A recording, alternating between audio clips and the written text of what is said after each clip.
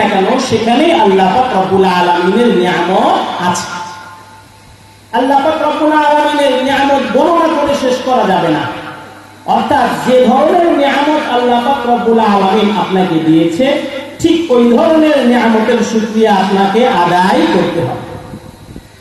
মোট কথা দেখেন, আমরা শুধু মনে করি টাকা পয়সা ধন দৌলত এগুলো হয়তো নিয়ামত, এগুলো আমরা মনে করি। কথা বলেন ঠিক না বেঠিক? শুধু টাকা পয়সা ধন দৌলত এগুলো নিয়ামত না, এগুলো নিয়ামতের অন্তর্ভুক্ত।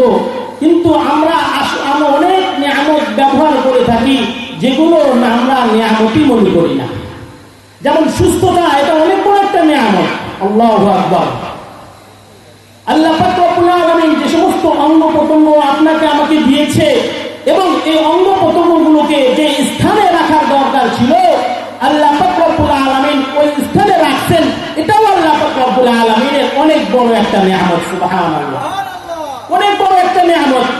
মুহতারাম হাজির, চিন্তা করে দেখেন, একটু মাথার ভিতর চিন্তা করে দেখেন, আল্লাহ পাক রব্বুল আলামিন যদি আপনার একটা হাতকে পায়ের জায়গায় লাগাই দিত আর পাকে যদি হাতের জায়গায় লাগাই দিত, তাহলে কি অবস্থা হইতো? একটু চিন্তা করে দেখেন, চিন্তা করে দেখেন। কিন্তু মালিক প্রত্যেকটা অঙ্গকে এমন ভাবে সাজাইছে যে যেভাবে সাজানোর দরকার ছিল ওইভাবে সাজাইছে। সুবহানাল্লাহ। ছোট্ট একটা ঘটনা বলি, ঘটনা মনে পড়ে গেল। একজন ব্যক্তি রেল স্টেশনে দাঁড়িয়ে ছিল, রেলের অপেক্ষা করতেছিল, ট্রেনের অপেক্ষা করতেছিল। তো ট্রেনটা আসতে একটু দেরি করতেছিল। ওই ব্যক্তি রেল স্টেশনে অনেকক্ষণ থেকে অপেক্ষা করতেছিল, ট্রেনটা আসতে দেরি করতেছিল। ওই লোকটার চোখের মধ্যে ঘুম চলে আসছে, সে এখন ঘুমানোর জন্য চিন্তা ভাবনা করতেছে।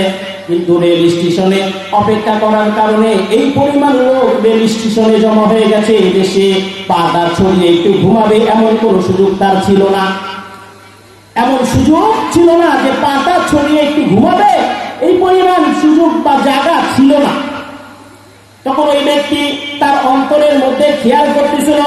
মুআজ্জাজ মুহতারাম হাজির, কথাগুলো একটু মনোযোগ দিয়ে শুনবেন, দিনের কান দিয়ে শুনবেন, অন্তরের কান দিয়ে শুনবেন, তাহলে হয়তো একটা কথা আপনার অন্তরের ভিতর লেগে যাবে, ওই কথার দ্বারা আপনার ফায়দা হয়ে যাইতে পারে।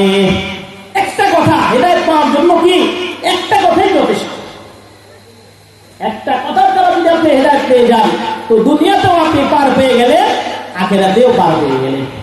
এই জন্য মুহতারাম হাজির বলতেছিলাম, ওই ব্যক্তি দিলের মধ্যে এই খেয়াল করতেছিল, আল্লাহ পাক রব্বুল আলামিন যদি পায়ের মধ্যে নাট বল্টুর সিস্টেম করে দিতেন, তাহলে আমি পাটা খুলে আমার ব্যাগের ভিতর রেখে দিতাম। হাতের মধ্যে যদি কি করতো, নাট বল্টুর সিস্টেম করে দিত, তাহলে আমি হাতটা খুলে আমার ব্যাগের ভিতর রেখে দিতাম আর ব্যাগটা মাথার নিচে ঘুমাই যাইতাম। তাহলে আমার জন্য জায়গাটা একটু সংক্ষিপ্ত, মানে অল্প একটু জায়গা হলে হয়ে যাইত। ওই লোকটা এইভাবে তার অন্তরের ভিতর খেয়াল করতেছিল। খেয়াল করার কারণে ওই ব্যক্তিটা মাথার নিচে ওই ব্যাগটা দিয়ে ঘুমায় গেল। মুসলমান ভাইরা আমার কথাগুলো বুঝবেন, ওই ব্যক্তি যখন মাথার নিচে ওই ব্যাগটা দিয়ে ঘুমায় গেল, ঘুম যখন ভাঙলো তখন তার মাথার নিচে আর ওই ব্যাগটা নাই, ওই ব্যাগটা চুরি করে নিয়ে গেছে।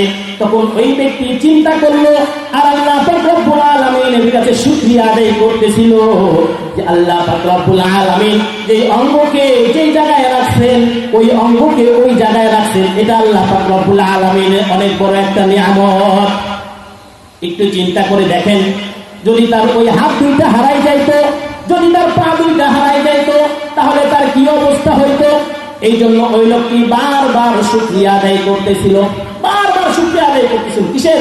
যে আল্লাহ পাক রব্বুল আলামিন যেই অঙ্গকে যেখানে রাখা দরকার ছিল ওই অঙ্গকে ওইখানেই রাখছেন, এটা আল্লাহ পাক রব্বুল আলামিনের অনেক বড় একটা নিয়ামত।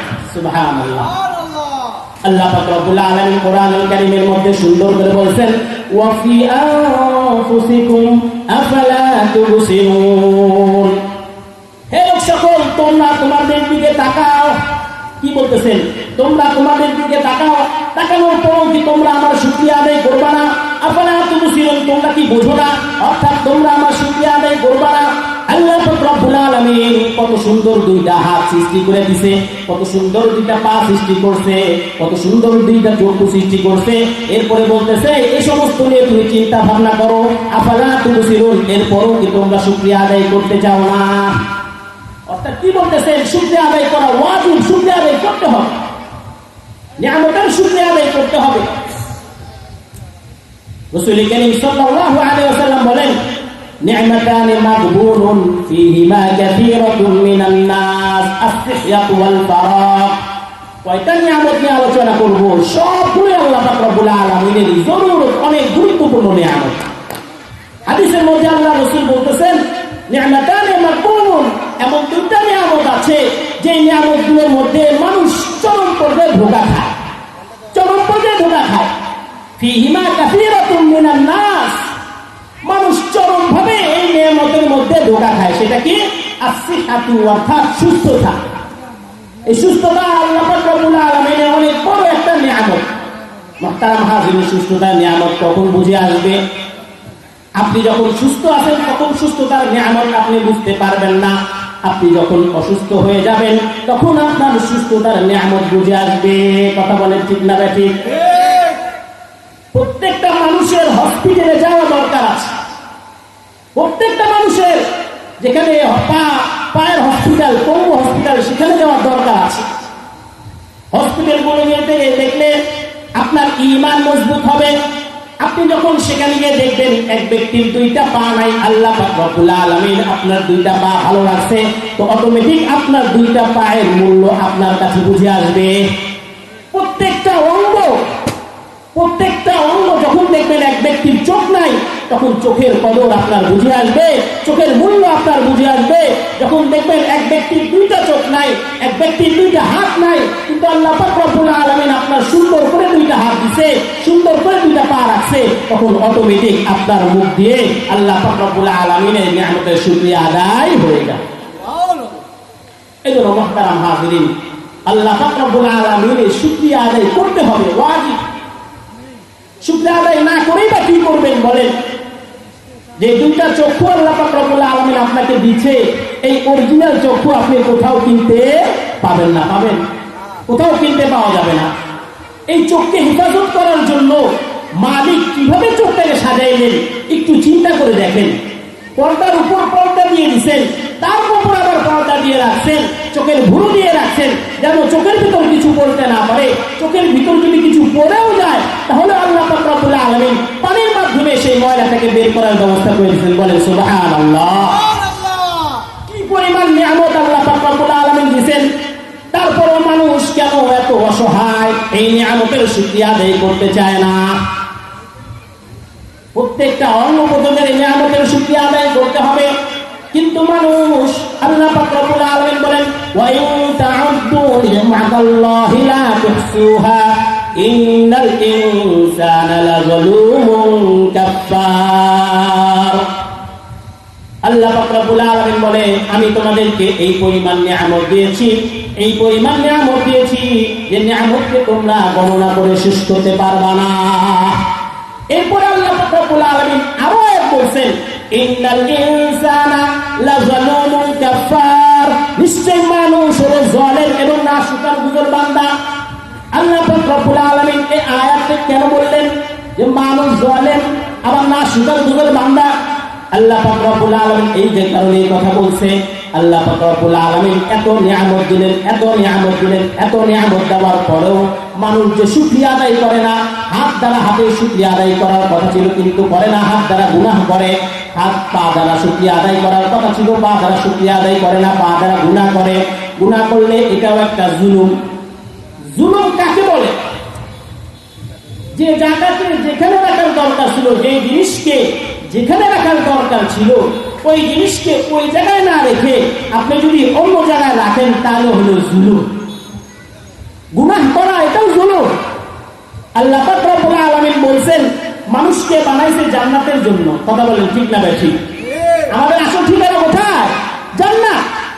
জান্নাত থেকে আমরা আসছি, জান্নাতে আমরা ফিরে যাব, এটা আমাদের আসল ঠিকানা। কিন্তু দুনিয়ার মধ্যে এসে শয়তানের ধোঁকায় পড়ে মানুষ জান্নাতের কাজ রেখে জাহান্নামের কাজ করতে থাকে। এই জন্য আল্লাহ পাক রব্বুল আলামিন বলেন ইন্নাল ইনসানা লাযালুমুন কাফার, মানুষ হলো জালেম এবং নাফরমান বান্দা। এই জন্য আল্লাহ পাক রব্বুল আলামিন বলেন যে হাত দিয়েছেন নিয়ামতের শুকরিয়া আদায় করো, সেই নিয়ামতের শুকরিয়া আদায় না করে গুনাহ করতেছে। আমি যে আয়াত কেন আপনাদের সামনে তেলাওয়াত করেছি, লাইন শাকারতুম লাযীদান্নাকুম ওয়া লাইন কাফারতুম ইন্না আযাবী লাশাদীদ। মহান রব্বুল আলামিন বলতেছেন লাইন শাকারতুম, তোমরা যদি শুকরিয়া আদায় করো, অর্থাৎ আল্লাহ পাক রব্বুল আলামিন যে সমস্ত নিয়ামত সমূহ আপনাদেরকে দিয়েছেন, ওই সমস্ত নিয়ামত সমূহের যদি শুকরিয়া আদায় করেন লাযীদান্নাকুম, এখানে আল্লাহ পাক রব্বুল আলামিন বলতেছেন লাযীদান্নাকুম, অবশ্যই অবশ্যই অবশ্যই আমি তোমার শুকরিয়া আদায় করলে অবশ্যই অবশ্যই আমি তার কি করে দিব, সব কিছু বৃদ্ধি করে দিব। যদি তুমি শুকরিয়া আদায় করো তাহলে আমি তোমার সব কিছু বৃদ্ধি করে দিব। ওয়ালাইন কাফারতুম, তুমি যদি না শুকরি করো, অর্থাৎ হাত দিলাম হাতের শুকরিয়া আদায় করলাম না, পা দিলাম পায়ের শুকরিয়া আদায় করলাম না, চোখ দিলাম চোখের শুকরিয়া আদায় করলাম না, তাহলে ওয়ালাইন কাফারতুম, তুমি যদি না শুকরি করো, ইন্না আযাবী লাশাদীদ, আমি তোমাকে কঠিন আযাবের মধ্যে নিক্ষেপ করব। এজন্য মুসলমান ভাইরা আমার, শুকরিয়া আদায় করতে হবে। জিন্দেগি একদিনের, জিন্দেগি একবার যদি চলে যায়, এই জিন্দেগি আর ফেরত আসবে না। আসবে বলেন? এই জিন্দেগি যদি চলে যায়, আল্লাহ পাক রব্বুল আলামিন কোরআনুল কারীমের মধ্যে বলেন কুল্লু নাফসিন যায়িকাতুল মাউত, মানুষের যখন মৃত্যুর সময় হয়ে যাবে, প্রত্যেক প্রাণীকে মৃত্যুবরণ করতেই হবে, এটা নিশ্চিত।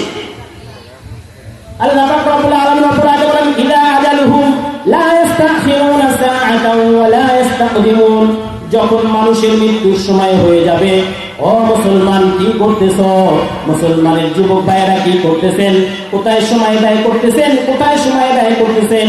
চিন্তা করে দেখেন, মালাকুল মউত যখন আপনাকে ধরে ফেলবে, ইদা আজালুহুম লা ইস্তাখিরুনা সাআতান ওয়া লা ইস্তাকদিমুন, মউত যখন তোমাকে ধরে ফেলবে, আজরাইল যখন তোমার সামনে চলে আসবে, তোমাকে একটা সেকেন্ডও যাওয়ার সুযোগ নাই। যুবক ভাইদেরকে লক্ষ্য করে বলতেছি, যুবক ভাইরা মনে করতেছে আমাদের তো কেবল যৌবন হয়েছি, আমরা কেবল তো আমরা যুবক, আমরা তো অনেক দেরিতে মারা যাব। না মুহতারাম হাজির, এটা শয়তানের একটা ধোঁকা, শয়তানের একটা বড় ধোঁকা। যুবক ভাইরা যদি ঠিক হয়ে যায় তাহলে সমাজ ঠিক হয়ে যাবে। কথা বলেন ঠিক না ব্যাঠিক? যুবকদের ব্যাপারে আল্লাহ পাক রব্বুল আলামিন কত বড় বড় কথা বলছেন, চিন্তা করে দেখেন। রাসূল বলতেছেন আল্লাহ পাক রব্বুল আলামিনের কাছে যুবকদের ইবাদত সবচেয়ে বেশি পছন্দ। মুহতারাম হাজির, ছোট্ট একটা ঘটনা বলে শেষ করে দেব, আমার সময় শেষ। শুকরিয়া আদায় করলে কি নিয়ামত পাওয়া যাবে, আর না শুকরিয়া আদায় করলে কি নিয়ামত পাওয়া যাবে? বুখারী শরীফের একটা হাদিসের ঘটনা। বনি ইসরায়েলের তিনজন ব্যক্তি ছিল, তিনজন ব্যক্তি, একজন ছিল কুষ্ঠ রোগী, একজন অন্ধ এবং একজন কি মাথায় টাক ছিল। আল্লাহ পাক রব্বুল আলামিন তাদেরকে পরীক্ষা নিয়েছেন। তো যখন তাদেরকে পরীক্ষা নেবেন, একজন ফেরেশতা তাদের কাছে পাঠাইছেন, জিজ্ঞাসা করছেন তুমি কি বেশি পছন্দ করো? তো তাক ব্যক্তির কাছে যখন পাঠাইছে তখন বললো আমার মাথায় চুল গজাইলে এটা আমি সবচেয়ে বেশি পছন্দ করি। তো ওই ফেরেশতা তার মাথায় হাত বুলিয়ে দিছে, তো কি হয়ে গেছে, তার মাথায় চুল উঠে গেছে। তারপর বললো তুমি এখন তুমি কি বেশি পছন্দ করো, ব্যবসায়িক দিক দিয়ে তুমি কি বেশি পছন্দ করো? সে বললো আমি গাভী পছন্দ করি। তখন তাকে একটা কি দেওয়া হইলো, গর্ভবতী গাভী দেওয়া হইলো। তারপরে এইভাবে ধারাবাহিকভাবে কুষ্ঠরোগীর কাছে গেল, তারপর অন্ধের কাছে গেল, অন্ধকে ছাগল দিল, কুষ্ঠরোগীকে উট দিল, এভাবে গর্ভবতী উট দিল। তার সব কিছু ঠিক করে দেওয়ার পরে কিছুদিন পরে আবার ওই ফেরেশতা গরিবের হালতে তাদের কাছে আসছে, ওই তিনজন ব্যক্তির কাছে আসছে। তো তিনজন ব্যক্তির কাছে আসার পরে কুষ্ঠরোগীর কাছে যখন গেছে যে আমি অনেক গরিব ব্যক্তি, আমার এত টাকা পয়সা ছিল সব শেষ হয়ে গেছে, এখন তুমি আমাকে কিছু সাহায্য সহযোগিতা করো।